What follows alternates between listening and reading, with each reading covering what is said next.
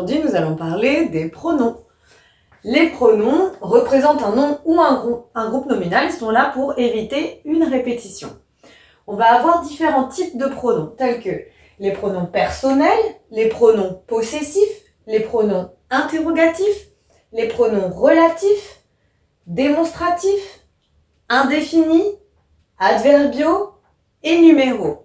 Donc, je vais essayer de détailler un petit peu.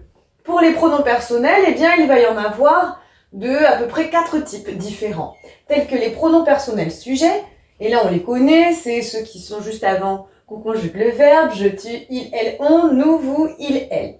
Et on peut ajouter à ces pronoms personnels les pronoms réfléchis dans les verbes réfléchis, comme se voir, se laver. Me, te, ce, nous, vous, ce. On aura également les pronoms COD. Me, te, le, la, ce, nous, vous, les. Les pronoms personnels COI. Me, te, lui, nous, vous, leur. Et les pronoms personnels accentués. Moi, toi, lui, elle, soi, nous, vous, eux et elle. Dans un deuxième temps, on va avoir les pronoms dits possessifs. Possessif, ça va, c'est la possession. Là, j'ai mis la première personne. Hein. Le mien, la mienne, les miens, mais il y a aussi les nôtres, le tien, la tienne, etc. Je vais pas tous les mettre, mais on aura bien saisi de quoi il en retourne. Les pronoms interrogatifs, tels que qui, que, quoi, lequel. Et les pronoms relatifs, qui, que, quoi, dont, où, lequel, laquelle, lesquels, auquel, et c'est composé.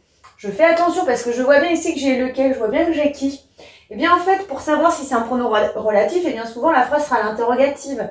Alors que quand la phrase est déclarative, alors souvent ce sera un pronom relatif. Les pronoms démonstratifs, qui sont là pour montrer, comme celui, ce, celle, ce, celui-ci, celle-ci et tout ça. Hein.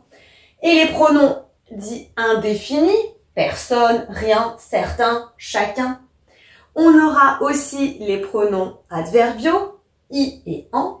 Et pour terminer, les pronoms numéraux, 1, 2, 3. Et compagnie, hein, et tous les autres. Alors, attention surtout à ne pas confondre un pronom et un déterminant. Le pronom est à la place d'un nom, alors que le déterminant va se mettre avant le nom. J'ai mis l'exemple ici de « certains chats sont câlins ». C'est comme si c'était « les chats sont câlins ». Et « certains n'aiment pas les câlins ». Ici, on voit bien que certains est mis à la place du nom chat. Aussi, on remarque que dans tous ces pronoms, il y a énormément d'homonymes. Alors, eh bien, petite astuce, on peut remplacer. Quand j'ai nous venons, eh bien, je sais qu'il s'agit d'un pronom personnel sujet parce que je peux dire je. Et là, tu nous la prêtes. Eh bien, ici, si je remplace de personne, c'est me. Et donc, je vois bien qu'il est différent. Et me, ça peut être soit un pronom COD, soit un pronom COI. Et on prête quoi? Et bien, du coup, on sait que c'est un verbe qui va admettre un COD. Donc là, ici, on sait qu'il est pronom personnel COD. Moi, vraiment, je te conseille, en tout cas, pour distinguer les différents pronoms personnels, de les commuter, comme on dit, donc de les remplacer par...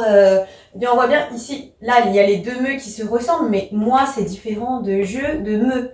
Et ensuite, pour faire la différence entre le COD et le COI, eh bien, on peut se demander si le verbe, c'est à quelque chose ou si c'est qui ou quoi. Donc là, soit c'est qui ou quoi et c'est un COD, soit c'est à qui, à quoi, de qui, de quoi, et là c'est un COI.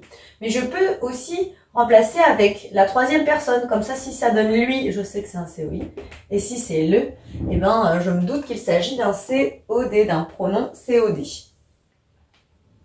À toi de jouer à présent. Afin de voir si tu t'y retrouves bien parmi tous ces pronoms, eh bien nous allons tester un petit peu tes connaissances. Tu es prêt ? On va débuter par un vrai ou faux. Le pronom remplace un nom. C'est vrai ou c'est faux? C'est vrai. Lequel est exclusivement un pronom relatif? C'est vrai ou c'est faux? C'est faux. Et peux-tu me dire quel autre type de pronom lequel peut être? Si ce n'est pas un pronom relatif, alors c'est un pronom interrogatif. Lequel? Maintenant, on va essayer de relier ces homophones. Ça, c'est un petit peu difficile. Ce sont les homophones grammaticaux. Selon toi, CE, qu'est-ce que c'est? Un pronom réfléchi, un pronom démonstratif pluriel ou un pronom démonstratif singulier?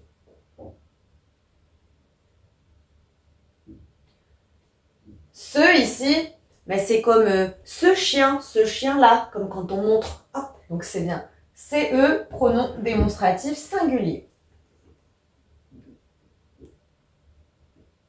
Se, SE.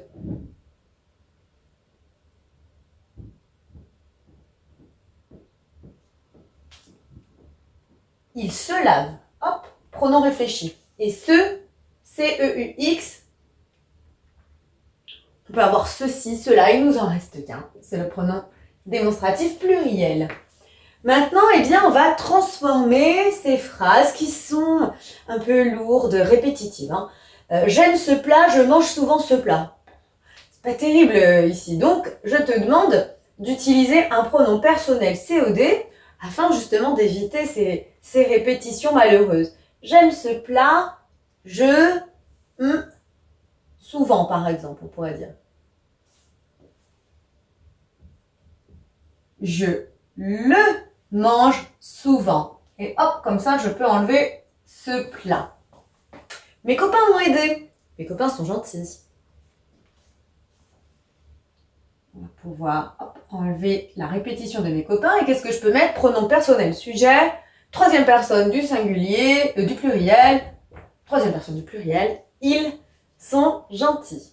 Lucie a un petit chien. Le petit chien est très mignon. Et là, je te demande un pronom relatif.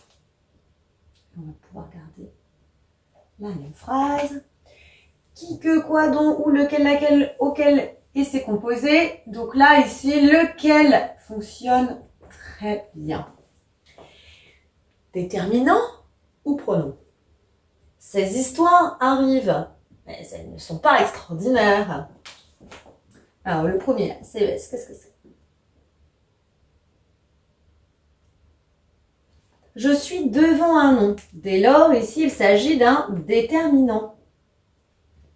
Ici, je remplace un nom. Le nom histoire. Je suis donc un pronom. Il a 2 pantalons. Si tu as bien saisi ce que je viens de dire, il n'y aura aucune difficulté pour cette phrase. Je suis devant un nom. Donc là, comme si je disais des pantalons. Donc ici, il s'agit d'un déterminant. Alors qu'ici, j'aime les deux. Les 2 pantalons, du coup, c'est à la place de. Donc je suis dans le cas du pronom numéral. C'est un petit peu complexe. Donc, je t'invite quand même à aller pratiquer les exercices en ligne afin d'être vraiment à l'aise avec cette notion. J'espère que c'est quand même un peu plus clair pour toi maintenant. À bientôt.